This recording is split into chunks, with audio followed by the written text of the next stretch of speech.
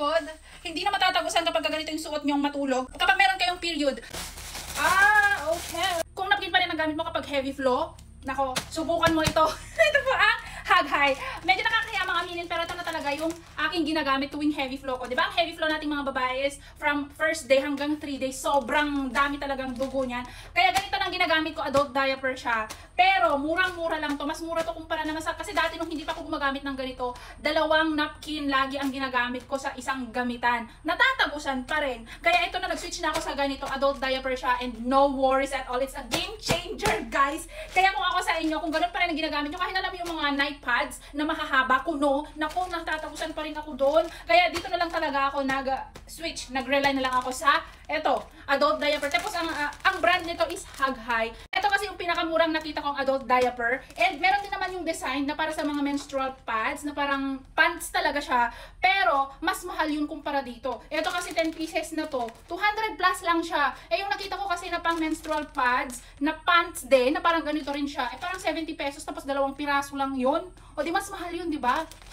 So, ito yung pinili kong gamitin na lang. So, 2 na kami ng anak ko gumagamit ng ganito, lalo na paggabi, pag matutulog. Naku, natatagusan pa rin talaga ako pag hindi ganito ang gamit ko. Kaya kung ako sa inyo, kung matutulog kayo sa gabi at first 2-3 days ninyo, gumamit kayo ng ganitong diaper. Hug High po ang brand nito. Pero pwede rin naman kayo gumamit ng any brands. Pero ito kasi ginagamit ko. Ito yung pinakamanipis. Yung iba kasi makakapal masyado. Ito kasi yung manipis na sakto lang para sa period nating mga women and girls. Ito po yung itsura niya. Okay, I can demonstrate it to you. Ito, I can show you guys. Ito yung mga nabili ko na bago kasi syempre ayoko nang, kapag nandiyan na yung aking period, saka pala ako bibili. Syempre 3 days bago dumating sa amin, diba? Kasi online ko lang naman to nabibili. Ewan ko kung may physical store na nagbibenta ng ganito. Wala yata. Kaya sa online lang ako bumibili. And ito yung last na nagamit ko. Hindi ko siya naubos kasi mga hanggang 5 piraso lang naman yung nagagamit ko tuwing meron ako. So, ito ganitong itsura niyan. So, large na yung pinili ko. Gusto ko kasi yung medyo malaki para sakop lahat. So, ganitong itsura niyan and ganito yung loob naman niya. Ayan siya. Medyo manipis siya kumpara sa ibang adult diaper. Kaya ito yung napili kong pang menstrual pad. Pants. Okay, susuot ko lang. So, ganitong itsura niya, guys. Ayan. O, diba? I swear, mas maganda itong ganitong gamit kaysa naman yung mga diaper. Hindi nyo na nga kailangan pang mag-underwear kasi ito na lang din talaga mismong gagamitin nyo. So, mula nung ganitong ginagamit ko, never na akong natagusan pa pag matutulog ako na may period. Ayan. Para naman masave yung mga kama natin. Ang hirap maglaba ng may mga stain, mga blood stain, diba? So, ganitong itsura niya kapag nakasuot sa inyo, guys. So, ganyan ang itsura niyan.